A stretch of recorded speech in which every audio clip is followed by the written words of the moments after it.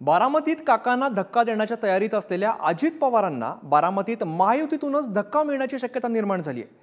जे बारामती जिंकण्यासाठी अजित पवारांनी चंग बांधलाय त्या बारामतीत अजित पवारांच्या स्वप्नांना सुरुंग लागण्याची शक्यता आहे। असं नेमकं काय घडलंय पाहूया। लोकसभेपूर्वी बारामतीत कलगीतुरा। दादांच्या मिशन बारामतीला भाजपचा सुरुंग। अजित पवारांनी बारामतीतच काका आणि ताईला शह देण्यासाठी रणनीती आखायला सुरुवात केली, पण त्या रणनीतीला सुरुंग लागण्याची शक्यता निर्माण झाली आणि त्याचं कारण ठरू शकतं बारामतीचे हर्षवर्धन पाटील। हर्षवर्धन पाटलांच्या कन्या अंकिता पाटील यांनी अजित पवारांवर आरोप करत त्यांनी विधानसभेला सहकार्य केलं तर आम्ही लोकसभेला सहकार्य करू असा इशाराच दिलाय। तुम्ही प्रत्येक लोकसभेला खासदार सुप्रिया सुळे यांचा प्रचार केला किंवा त्यांना तुमचं सहकार्य केलेलं आहे। अर्थात तुम्ही त्यावेळी महाआघाडीत होता, आता पुढे काय? आम्ही तेव्हा महाआघाडीत होतो, आता आम्ही महायुतीमध्ये आहोत आणि मागच्या तिन्ही वेळेस त्यांनी शब्द देऊन फिरवलेला आहे, त्यांनी आमची फसवणूक केलेली आहे, आमच्या पाठीत खंजीर खुपसलेला आहे। त्यामुळे ह्या वेळेस जसं मी सांगितलं, उमेदवार जे कोणी असतील, जे कोणी जाहीर होईल, आमचं विधानसभेला ते काम करणार असतील तर आम्ही त्यांचं लोकसभेला काम करू। अंकिता पाटलांनी त्या छोट्या आहेत वयाने, म्हणजे दादांच्या मुलामुलींचं जेवढं वय असेल तितकं वय अंकिता पाटलांचं आहे। त्यावेळेस तुमचा असलेला पक्ष, आमचा असलेला पक्ष, आमच्या पक्षश्रेष्ठींनी घेतलेले निर्णय त्यावर सगळ्या उमेदवारी डिपेंड होत्या। आता त्यांनी राजकारणात येण्याचे संकेत दिले असले तर अजितदादा नवीन मुलांचं राजकारणात स्वागत करतात, त्याबद्दल दुमत असण्याचं कारण नाही। मात्र सध्या लोकसभेच्या चाचपण्या सुरू आहेत आणि पुढे विधानसभा आहेत, त्याच्यामुळे वेळेवर होईल ना, इतकी घाई कशाला? आणि पाठीत खंजीर कोण मारला, कोणी मारला याचं उत्तर त्यांनी द्यावं। 2019 साली इंदापूरमध्ये अजित पवारांसोबत सध्या असलेले दत्ता भरणे विरुद्ध हर्षवर्धन पाटील अशी लढत झाली होती।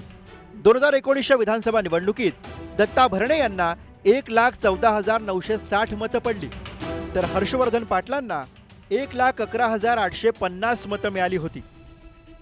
अवघ्या 3,110 मतांनी दत्ता भरणे यांचा विजय झाला होता।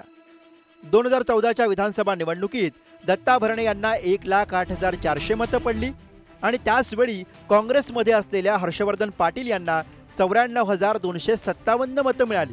मोदी लाटेतही तब्बल 14,173 मतांनी त्यांचा पराभव झाला। अटीतटीच्या या लढतीमध्ये दत्तात्रय भरणे यांचा विजय झाला आणि तब्बल 2 टर्म हर्षवर्धन पाटील यांना विधानसभेवर जाण्यापासून रोखण्यास राष्ट्रवादी आणि अजित पवार यांना यश मिळालं। परंतु आता सत्तेची गणितं फिरली आहेत।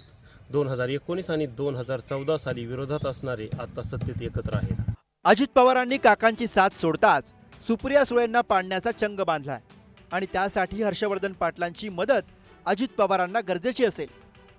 त्याचं कारण म्हणजे बारामती लोकसभा मतदारसंघातच इंदापूर विधानसभा येते आणि इथलं गणितच सुप्रिया सुळेंविरोधात अजित पवारांचा उमेदवार निवडून येईल का हे ठरवणार आहे। बारामती लोकसभेअंतर्गत एकूण 6 विधानसभा मतदारसंघ येतात।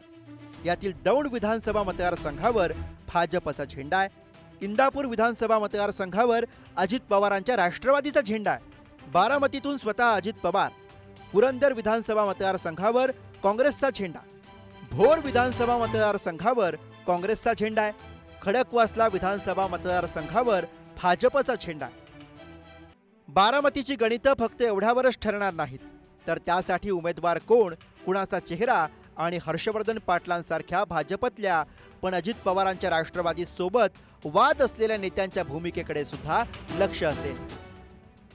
2019च्या लोकसभा निवडणुकीत सुप्रिया सुळेंचा लोकसभेचा मार्ग 1,55,774 मतांनी सुकर केला होता, पण आता राष्ट्रवादीत फूट पडल्यामुळे शरद पवार आणि अजित पवारांची बारामतीतली मतं वेगवेगळी होणार आहेत। त्यात हर्षवर्धन पाटलांच्या 2019च्या विधानसभा निवडणुकीतल्या 1,11,850 मतांवर विजयाची गणितं ठरणार आहेत। ऐन निवडणुकीच्या आधी हर्षवर्धन पाटलांच्या कन्या अंकिता पाटलांनी शरद पवारांना दिलेला हा इशारा महत्त्वाचा ठरणार आहे, कारण यावरच अजित पवारांची काकांसोबत घेतलेल्या पंग्याची गणितं ठरणार आहेत।